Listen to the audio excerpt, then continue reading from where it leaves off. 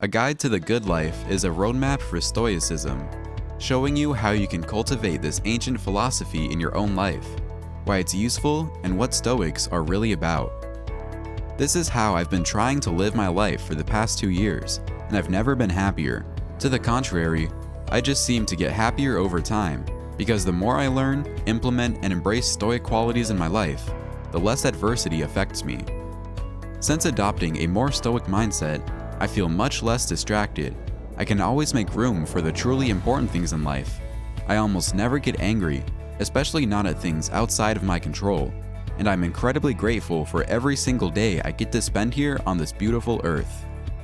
Ironically, though it's not aimed towards getting rich at all, I do think a Stoic mindset is the cause of worldly success in many cases, such as Ryan Holiday, Gary Vaynerchuk, or Tim Ferriss, all of whom have admittedly adopted this mentality.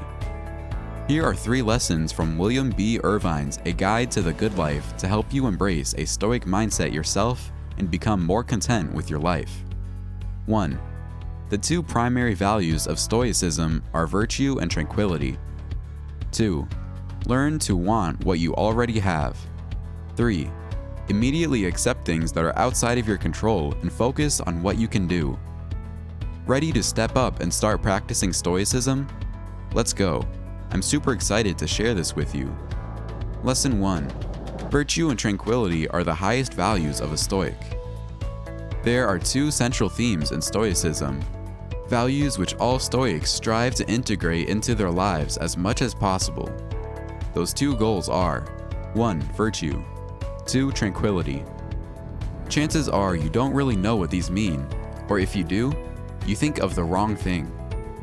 For example, virtue might be defined as having high moral standards, and therefore make you think only monks, priests, and Mother Teresa are good examples of virtuous people. But virtue in a Stoic sense is more about living a life that's aligned with your own set of values. Synonyms of the word are goodness, honesty, righteousness, dignity, integrity, trustworthiness, decency, and merit. For example, which all rely on you doing what you say and saying what you do. In the same vein, tranquility is not about napping a lot or being lazy. Tranquility is the art of ridding yourself of negative emotions. A tranquil person shows great self-control and won't let her emotions dominate her intellect. For example, by staying calm in a traffic jam because she knows getting angry at traffic is useless. Lesson 2. Learn to want what you already have to be more grateful by using negative visualization. One of the worst yet most common vicious cycle we get stuck in, especially in the Western world, is the hedonic treadmill. Scientifically known as hedonic adaptation, this is a system in which we chase material possessions only to attain them, quickly get used to and bored by them, to reset and chase the next item. A tranquil and virtuous person knows she must break out of this cycle, and Stoics have one major way of doing so: learning to want the things we already have and appreciating the things in our life. The more you want what you have, as compared to having what you want, the happier you'll be. A very simple exercise you can use to achieve this is negative visualization. Imagine the things and people you take for granted and interact with the most would suddenly vanish and be gone forever. This will make you feel bad for a second, because the thought of loss is painful. But at the same time, it'll give you an instant surge of appreciation and show you how lucky you are to still have them in your life. I found a quote a few years ago that perfectly sums this up. Imagine you only woke up this morning with only the things you said thank you for yesterday. Would you have everything you need? Lesson 3. Be okay with things that are outside of your control and internalize your goals for the things that aren't. The biggest step towards becoming more tranquil you can take is changing your attitude towards the things you can't control.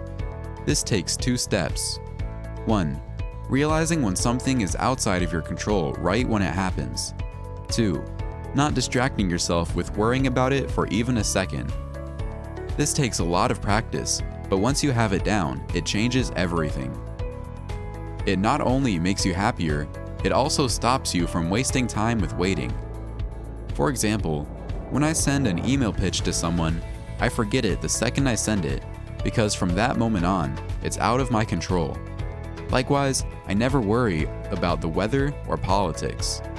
And for those things that are somewhat in your control, but not entirely, you can internalize the goal. For example, of course you want to get good grades or win when you enter a competition, but other people have a say in this too.